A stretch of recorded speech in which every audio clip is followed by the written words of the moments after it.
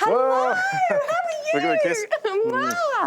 Oh, nice to see you again. Good to see you. Wow, it's been so long. I was talking to Peter and he said it's been 20 years. And 19 years since I've seen you. Oh my gosh. Well, you still got black hair. I don't.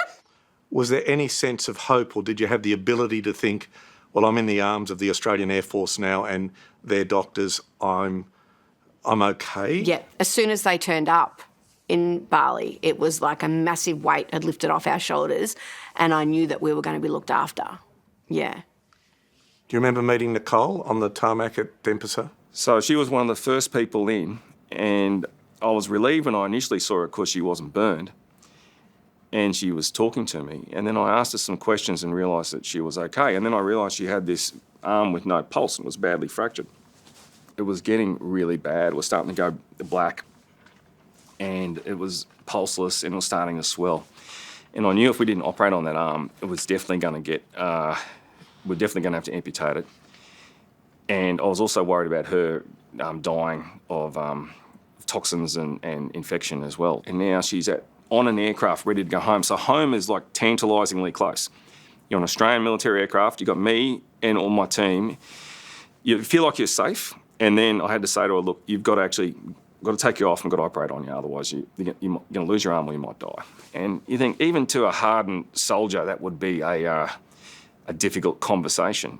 And I'm looking at a 20-year-old woman on holidays in Bali. But I do remember them pulling me off and saying, we're operating on the tarmac.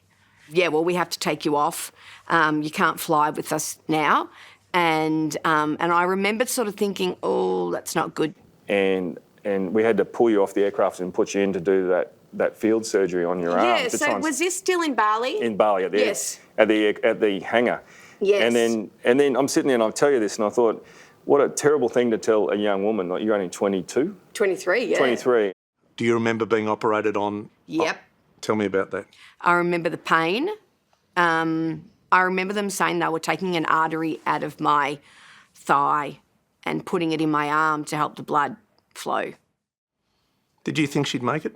Yeah, I was confident that I actually, even as bad as it was, I generally thought I really wanted to save her arm.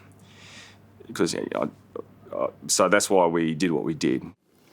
I think that seeing you today has just really brought in how far I've come and how far we've all come. I mean, it was huge for yourself. And I think it is all about being brave, or not always being brave, but I mean, I never knew how brave I was until something like that happened.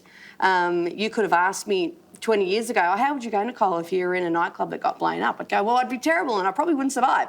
But I did. And yeah, 20 years later, it's life's good.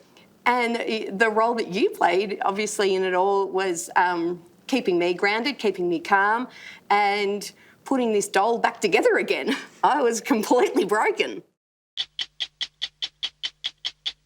Hello, I'm Tom Steinfort. Thanks for watching 60 Minutes Australia. Subscribe to our channel now for brand new stories and exclusive clips every week.